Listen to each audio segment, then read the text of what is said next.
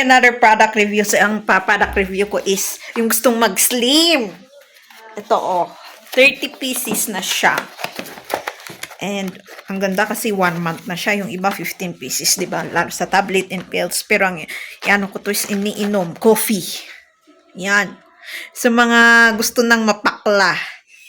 Espresso Cafe. Sabi doon sa lahat ng comment doon sa or reviews sa shop is pang slimming siya, pero nung tinikman ko siya mapakla, walang sugar. Zero nga naman talaga. Zero sucrose fat. Ayan. As in, walang sugar siya. Ayun o, kalagay. And may color white nito. Yung flavor nito is espresso. I forgot the white. So, dalawang flavor. And ilalagay ko yung kung saan kayo mag-order nito sa comment section, ipipin ko. So, nasa 2 days pa lang ako. So, pag yung baso, kunwari itong baso na to. Itong baso na to, ihahaf ko yung tubig. Kasi hindi ko talaga kaya ang pakla niya. Yung mga siguro mahilig ng walang sugar at malalakas na coffee, pwede. Pero, ako na kahit umiinom ng 3-in-1 na coffee, ang sakit ng ulo ko ha. Ito hindi. Mukha siyang mild and natural. Bitter acidity flavor, sabi niya. Ice Americano Coffee Latte. So, pwede siyang gamitin sa coffee latte, hot or cold coffee. Ingredients. Instant coffee. Sabi niya. The percent daily value tells you how much a nutrient is a serving of food.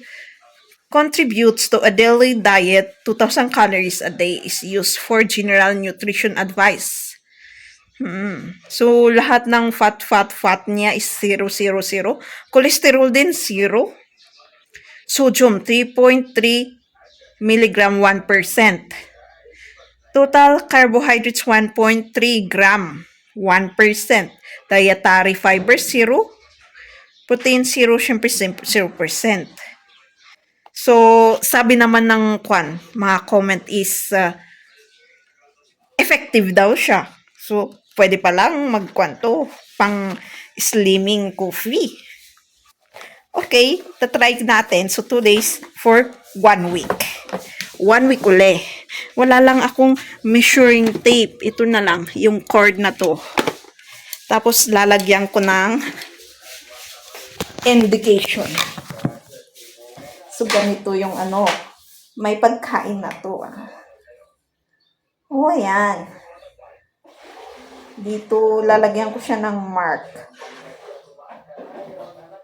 Ayan ang tiyan ko. Kumain na ako nito pero kanina pa ang tapos. Ayan ang tiyan ko. Medyo lumalaki. Yan. So, merong tignan natin kung mahaba-haba. So, lagyan ko siya ng ballpen na marking. Tapos, syempre, malalaman ko kung hindi naman siya erasable. Hindi naman siya erasable yung ballpen. So, ayan ang markings ko. Ayan. Tignan natin kung liliit siya. Liliit ang ating tiyan. Ayan. Yung markings, yun yung ballpen. Ayan. Wow, grabe. Ganito kalaki ang aking tiyanes. Kung may measuring lang. Ang laki naman. So, ayan. Problema ko yung kahit okay lang malalaki ang braso and legs, pero yung tiyan talaga.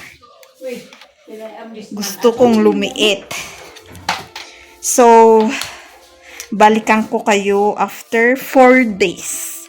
So, 3 days ko na bukas sa isang araw. So, tingnan natin kung effective within at least konti lang in 1 week.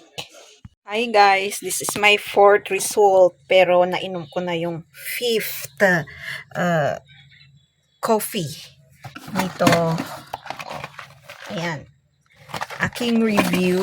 Fifth day 2 pero fourth result. Ang takla talaga. So, kumukunti at kumukunti yung tubig, promise, na iniinom ko. So, parang may nakita naman akong big result. Ayan o. May nakita kong big result sa wait lang. Kasi ito yung sinulatan ko ng ballpen. Parang may konti akong nakitang no stomachin. Ayan o, may konti lang naman. Centimeter, sabihin mo na. 2 centimeter or 1.5 na lumiit konti yung aking tiyan. Alam ko mas maganda ring lagyan ng lemon. Yung try ko nga kumuha ng lemon, di anong lasa nun. Coffee with lemon. Di ang takla lalo. Black coffee with lemon. Mas effective daw siya. So, kailangan mong hindi malakas ang acidic ng tiyan mo. Kasi acidic din yung na yun, lemon. So, see you again in the 7th day result. Guys, so ito ang pang-7 araw ng coffee na yon. Yung slimming coffee. Tingnan nga natin.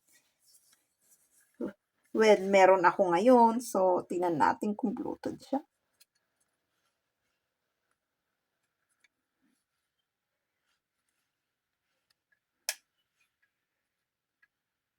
Nag-bloat ang aking tiyan. So, kung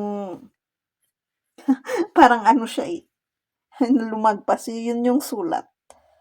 Yung color blue. Tapos, ganun sana nun halfway, wala na. Nag-bloat ang aking tiyan. So, within that 3 days, okay naman, may result. Hindi natin sabihin 100%. Sabihin mo na in 100%, 60%. So, medyo tinigil ko din to ng 2 araw actually. At kumuha ko ng, iinumin ko na every night. Kasi ayaw ko nung lasa talaga ng pakla. Pero yung mga gusto nun, lalagay ko yung link sa comment section. And ipipin ko po siya. So, kayo na lang po, kung gusto niyo yung coffee na yung matapang tapos slimming pa, doon na lang po kayo. So, ito naman next i-review ko siya. Inumin ko every night. So, thank you for watching. Don't forget to subscribe, click the bell icon, comment if you want, and share so that next videos.